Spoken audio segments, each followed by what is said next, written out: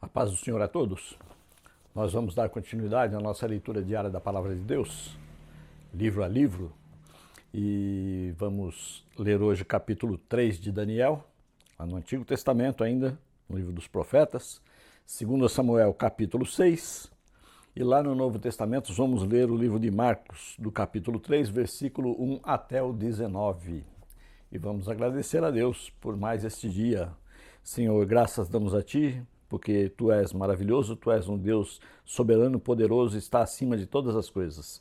Graças te damos a Deus por este dia que tivemos e por esta semana que se inicia, ó Pai. Quero te agradecer ao Senhor por todas as vidas que estarão presentes assistindo este vídeo, Senhor, ou que estarão apenas acompanhando. Esteja abençoando cada um conforme a tua bondade, ó Pai.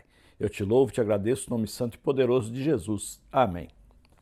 Então vamos lá, ler o livro de Daniel, no capítulo 3. Daniel, um dos grandes profetas da Bíblia. Capítulo 3. A imagem de ouro de Nabucodonosor. O rei Nabucodonosor fez uma imagem de ouro de 27 metros de altura e 2 metros e 70 centímetros de largura, e a ergueu na planície de Dura, na província da Babilônia.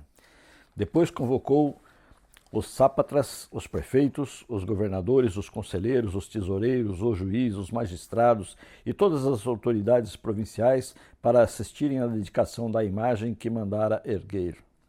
Assim, todos eles, sátrapas, prefeitos, governadores, conselheiros, tesoureiros, juízes, magistrados e todas as autoridades provinciais, se reuniram para a dedicação da imagem que o rei Nabucodonosor mandara erguer.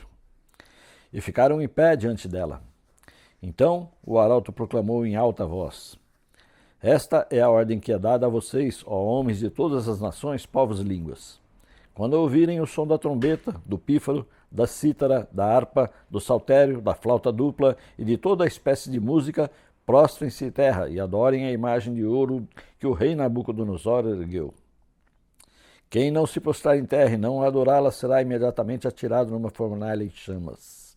Por isso, logo que ouviram o som da trombeta, do pífaro, da cítara, da harpa, do saltério e de toda a espécie de música, os homens de todas as nações, povos e línguas prostraram-se em terra e adoraram a imagem do rei de ouro que o rei Nabucodonosor mandara erguer.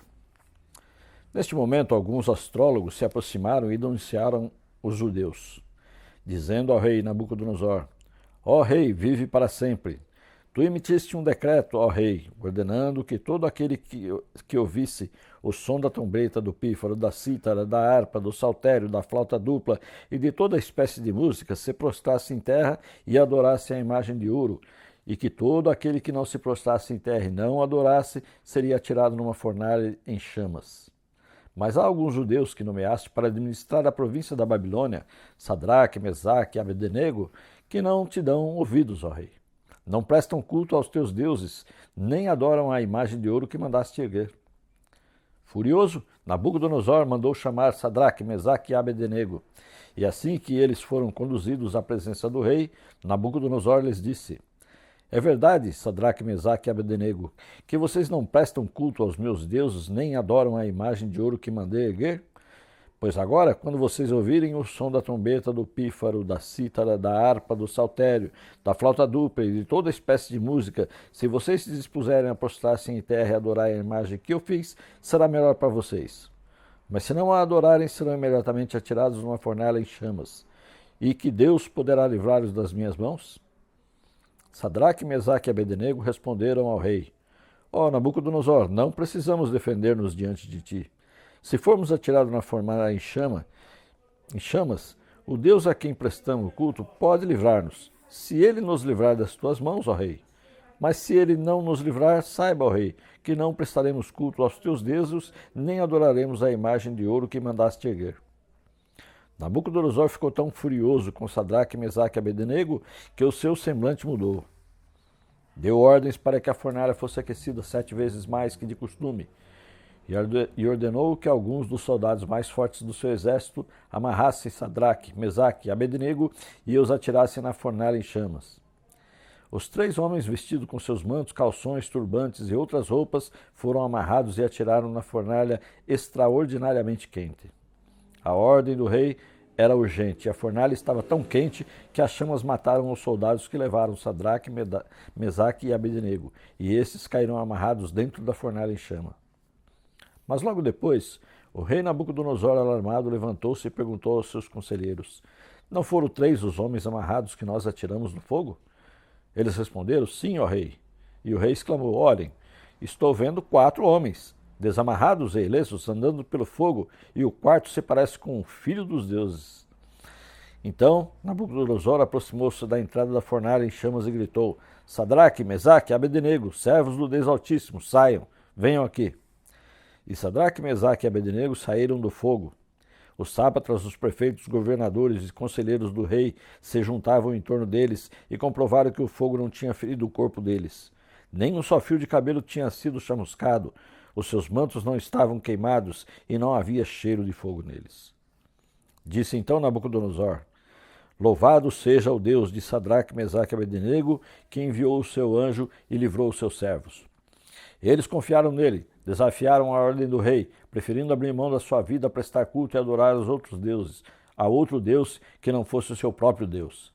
Por isso, eu decreto que todo homem e qualquer povo, nação e língua que disser alguma coisa contra o Deus de Sadraque, Mesaque e Abednego seja despedaçado, e a sua casa seja transformada em montes de entulhos, pois nenhum outro Deus é capaz de livrar alguém dessa maneira.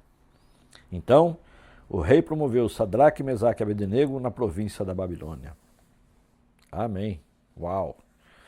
Poderosa mão do Senhor para nos livrar de qualquer problema, né? É isso aí. Vamos ler agora 2 Samuel, capítulo 6. A arca é levada para Jerusalém. De novo, Davi reuniu os melhores guerreiros de Israel, 30.000 ao todo. Ele e todos os que acompanhavam partiram para Baalá, em Judá, para buscar a arca de Deus, a arca sobre a qual é invocado o nome do Senhor dos Exércitos, que tem seu trono entre os querubins acima dela. Puseram a arca de Deus num carroção novo e a levaram para a casa de Abinadab, na colina. Uzá e Aiô, filhos de Abinadab, conduziram o carroção com a arca de Deus. Aiô andava na frente dela. Davi e todos os israelitas iam cantando e dançando perante o Senhor ao som de todo tipo de instrumentos, de pinho, harpas, liras, tamborins, chocalhos e símbolos. Quando chegaram à eira de Nacon, Uzá esticou o braço e segurou a arca de Deus, porque os bois haviam tropeçado. A ira do Senhor acendeu-se contra Uzá por seu ato de irreverência. Por isso Deus o feriu e ele morreu ali mesmo ao lado da arca. Davi ficou contrariado, porque o Senhor, em sua ira, havia fulminado Uzá. E até hoje aquele lugar é chamado Pérez-Uzá. Naquele dia, Davi teve medo do Senhor e perguntou: Como vou conseguir levar a arca do Senhor? Por isso ele desistiu de levar a arca do Senhor para a cidade de Davi. Em vez disso, levou-o para a casa de Obed-edom, de Gate. A arca do Senhor ficou na casa dele por 3 meses. E o Senhor o abençoou e a toda a sua família. E disseram ao rei Davi: O Senhor tem abençoado a família de Obed-edom e tudo o que ele possui por causa da arca de Deus. Então Davi, com grande festa, foi à casa de Obed-edom e ordenou que levasse a arca de Deus para a cidade de Davi. Quando os que carregavam a arca do Senhor davam 6 passos, eles sacrificavam um boi ou um novilho gordo. Davi, vestindo o colete sacerdotal de linho, foi dançando com todas as suas forças perante o Senhor, enquanto ele e todos os israelitas levavam a arca do Senhor ao som de gritos de alegria e de trombetas. Aconteceu que, entrando a arca do Senhor na cidade de Davi, Mical, filha de Saul, observava de uma janela. E ao ver o rei Davi dançando e celebrando perante o Senhor, ela o desprezou em seu coração.